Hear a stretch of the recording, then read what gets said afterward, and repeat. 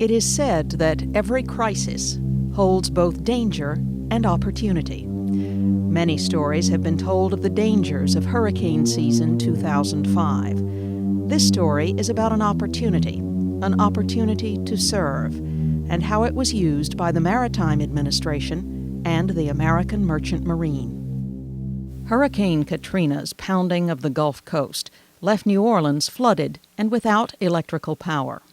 The port of New Orleans was inoperable, with no power for cranes or computers. Port Director Gary Lagrange was trying to find first aid supplies and realized that they might be available on 2 ships belonging to the U.S. Department of Transportation's Maritime Administration, the Cape Kennedy and the Cape Knox, which weathered the hurricane in their home port of New Orleans. He called Acting Maritime Administrator John Jamian. The power was obviously down. The entire city was underwater and pretty much wiped out, no electricity. He was in his office, the lights were out, he had no light other than a flashlight. He was calling me on a cell phone and he said, "John, I don't know how long this phone call is going to last, but I need first aid supplies. Is there anything you can do?" And it was John who was a very calming factor. Having been a former port director at Detroit and in Wayne County, I think John understood what was going through my mind at the time, or perhaps understood even better what should be going through my mind at the time. I said, "Gary," I said, "what you really need to do is step back for a second and think about what it is, not that you need right now, but what it is you're going to continue to need to help bring things back online." I said, "Well, what do you mean? What do you mean?" And his words to me were, "Well, you need to run the port. What's it going to take to get the port back up, and what can MARAD do to help you get your port back online?" He came back and said, "The number one pressing need that I have is getting my workers back to the docks." Obviously, his docks had sustained damage, and there was some issues about the capabilities of what that port could put out or take in. But the real issue is that the workers at those docks lived in that city, and that hurricane affected them too. Many of those workers lost their homes, their families were dispersed. First, the acting administrator offered the asked-for medical supplies and the use of the 2 MARAD ships as headquarters. So the Port of New Orleans set up shop on the Cape Kennedy. Other people had already moved on, so Chief Steward Eddie Taylor found that he suddenly had many more people to feed. I can't recall how many people it was. I just know it was a lot of people there. I mean, I have my family here, plus the guys from the other ship next door, the Cape Knox there. They had their families here. Their cook was trapped in Houston and couldn't get in, so I was taking care of both ships there. Then after the storm, all I know is that people just started coming in, and we were like a hotel service there, and it just, I didn't have time to think there. I just had time to just cook there and, and keep it clean and do the best I could there. People at MARAD set about getting other ships of the Ready Reserve Force activated to help in the Gulf Coast. The RRF's primary use is supporting movements of the armed forces, moving materiel around the world. The ships had sometimes been activated for humanitarian missions overseas, but never for a domestic emergency. That doesn't mean the people who run the program hadn't thought about it. Our folks here at the Maritime Administration who oversee the RRF program had always pitched the concept of being able to use these vessels for a multitude of different reasons. And anyone who's ever been to sea knows the versatility of these ships. So they were preparing, and actually they had already had in their back pocket a lot of it, the different capabilities the vessels had. We've had it in our back pocket for a long time. And actually the requesting instruments, the documents that we sent over, I'd already had them drafted up from years ago from when we looked at similar situations that happened. It was kind of like we knew the possibility existed that we could do this, and so we were ready to go. We had done exercises or that, so we had some preps along those lines. Secretary of Transportation Norman Mineta had to request Department of Defense concurrence to activate the RRF ships. Friday night of Labor Day weekend, he made the request. Also on Labor Day weekend, Secretary Rumsfeld concurred. The Department of Defense concurrence, and it was pretty high level. I remember seeing the instrument. We had the chairman of the Joint Chiefs of Staff, the Assistant Secretary of Defense, Secretary of the Navy, Transportation Command, That all greased in about 48 hours. That approval came through. That was phenomenal to me. Next, MARAD worked with the Federal Emergency Management Agency, FEMA, who would have to oversee operations and be the contracting entity. FEMA grasped the concept, and soon the ships of the RRF and other components of MARAD's National Defense Reserve Fleet were on their way. The first ship in arrived from Houston, the crane ship Diamond State. That first ship was like the Marine Corps hitting the beach. It was flying a flag, and I can tell you it was the greatest thing, the greatest sight that I've probably ever seen. I'll never see a sight like that, maybe ever again. It was hope. It represented hope. It wasn't, the ship's name wasn't Hope, but it represented hope. And that was huge. Soon more ships came in. Wright from Baltimore, Equality State from Orange, Texas, and 3 training ships from state maritime academies, Sirius from Texas, the Empire State from New York, and the state of Maine. It was just horrific to see the destruction in the lower river. And that remains today. The lower river has not come back at all, because everything was just totally destroyed. There's nothing left down there. It was just before dusk when we came up here and started to tie up at the dock.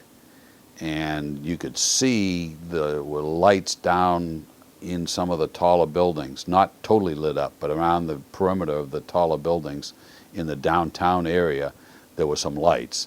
But the rest of the area was just pitch black. It was just, as night came on, it was just totally black. There was nothing there. We were the only thing lit up. It was amazing.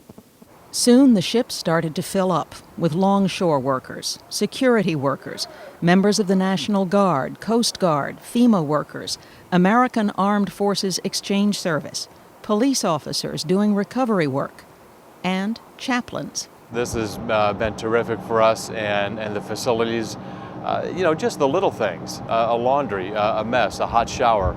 Our days don't start at 9 and end at 5, and to be able to come and go and work in that type of environment, it's a big help and keeps a lot of stress off of us as well.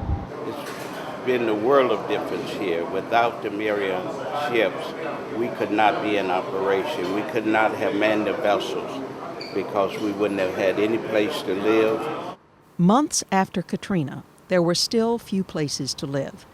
The 9th Ward in New Orleans was still devastated, still deserted. The same was true next door in St. Bernard Parish, home to the port of St. Bernard. The entire parish was flooded. Every single house in the parish sustained severe damage, and there is not presently a livable house anywhere in the parish. So we went from an extremely active port to a port that was not able to cater for our people in any way.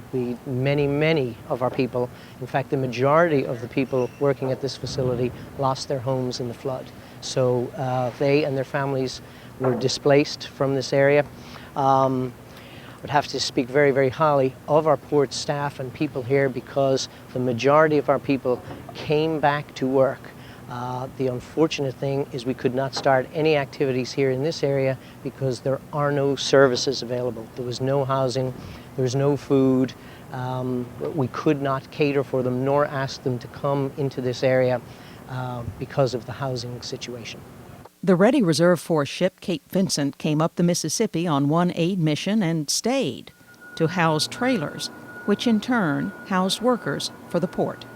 Within days, the port of St. Bernard was back at work, loading and unloading ships, working again as a driver for the area's economic recovery, restoring commercial mobility on the vital national artery that is the Mississippi River. The presence of the Cape Vincent gave workers and the port a chance to move back toward normal activity and normal life. An important driver in the nation's economy is the refining and delivery of petroleum products. The ConocoPhillips refinery at Belle Chase, Louisiana, is one of the largest in the state.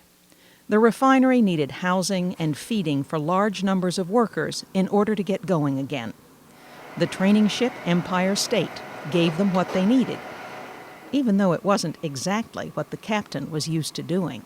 I'm a merchant marine captain, used to, carrying cargo and running around the world. I've been pretty much specifically on military contracts. This job, entailed just basically taking an empty ship that had the ability to sleep, hundreds of normally cadets, but hundreds of passengers or guests. In this case, Katrina, people that, relief workers that needed a place to stay and food to eat and, regular hotel services. So we came here, and whereas I might normally have on my ship a steward department of 5, on here I had a steward department of 40. And that staff of 40 served thousands of meals. The ship couldn't accommodate everyone they needed to feed, so they coordinated taking prepared food to the refinery and setting up under a tent, often feeding more than 1,000 people at lunchtime. Stewards' departments on all the activated ships were constantly cooking, cleaning, moving, and changing.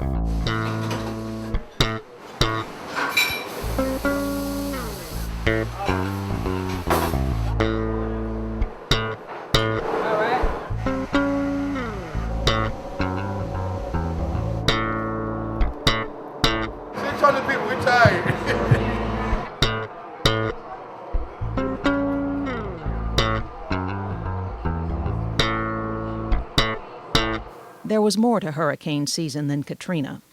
When Rita roared through, the Ready Reserve Force ships in Beaumont, Texas, took on board more than 300 emergency vehicles from the surrounding area. They weathered the storm in Beaumont, and when it was over, the vehicles rolled off the ships, safe, sound, and ready to work. The Texas Clipper II, which had been moored in the National Defense Reserve Fleet in Beaumont, was pressed back into service in Lake Charles, Louisiana. Damage from Rita was extensive in southwestern Louisiana. Lake Charles handles food exports and lumber exports from South America. The port has a 30-mile-long dredged approach channel. And the Director of Navigation and Security for the port says the Army Corps of Engineers got the channel dredged quickly. He adds that, although he's a University of Texas man himself, he was very glad to see the ship from Texas A&M. So we needed to rapidly have a place for labor to stay, and that's how the Aggies showed up and helped us out. The ship is nearly full as we speak, and starting this week, we still had a little bit of room left. We're housing some McNeese students. McNeese State University students are on board. The entire community has enjoyed the use of this facility. So it's not just laborers. We have housed some law enforcement folks and city employees from several cities around here that have enjoyed the several hundred berths and very good food, by the way, that's being provided here by MARAD and FEMA. Some McNeese University students came from places such as Indonesia or West Africa, too far away to get back home. Some, such as Bradley Starr, had a choice between losing a scholarship and living on the street. Longtime Lake Charles resident Helen Douciere's home was destroyed. Well, it's a mobile home, and a big old oak tree fell right down the middle of it and split it in half. Totally destroyed everything. I work at the port, and they had said a ship was coming in, so the first thing I did was call the directors and told them I want on that ship. Good. It's not a cruise ship, but it's home. Providing a home away from home in the midst of devastation took more than good intentions. It required coordination of several federal agencies, working the complexities of a disrupted transportation system, as well as coordinating efforts and keeping communication channels open. It required people in Washington and also people in regional offices. Many of these people had to be evacuated, some of them twice. One of them was Susan Schafer, who worked at the Baton Rouge Joint Field Office, coordinating the work between MARAD and FEMA. It was interesting and it was very rewarding to be able to come in and show the other agencies under DOT who we are and our importance in DOT. And I have to say that we have, gained a lot of respect from the other agencies in DOT as well as FEMA and others by how we have been able to participate in the Katrina relief. As with any drama involving thousands of people, there are thousands of stories of friendships forged and hardships overcome. The ships MARAD sent provided supplies, water, support for oil spill cleanup, generation of electricity. There were hundreds of instances of ingenuity, some of which came from the uniqueness of the situation, and some of which came from the talents and experience of merchant mariners, who have a long tradition of coming to the aid of those in need. Fortunately, seamen are adaptable by nature. We have to deal with all kinds of stuff all the time, and we just deal with it because nobody else to help you. And simple things like barbershop. We had, I guess it would be a sister-in-law of one of the guys that was staying on board who was a beautician. She came down, set up a chair on the dock, and cut hair out in the dock one day because everybody needed a haircut. We've been here for a month and nobody'd been to a barbershop. There weren't any barbershops. So simple things like that you just don't take for granted, you know, that you have to find a way to do it. We did. Many of the cities along the Gulf Coast grew up around their ports. It was the port that was the earliest driver of the economic engine. 2 months after the double whammy from Katrina and Rita, the ports were beginning to drive the work of recovery.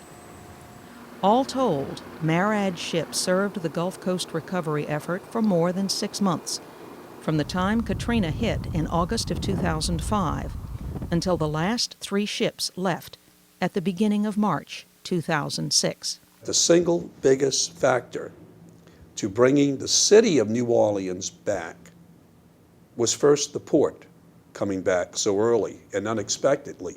And there's only one reason why the port was able to come back, and it was the Maritime Administration. MARAD made the difference. It's a natural now that follows that we're working closer with FEMA and trying to be involved in the upfront planning, and that's so maritime transportation, the use of ships, and that people have seen the proof from Katrina. They know what they can do, Katrina and Rita, and we're able to put that planning to good use, hopefully for the next time. So we're not trying to rediscover each other.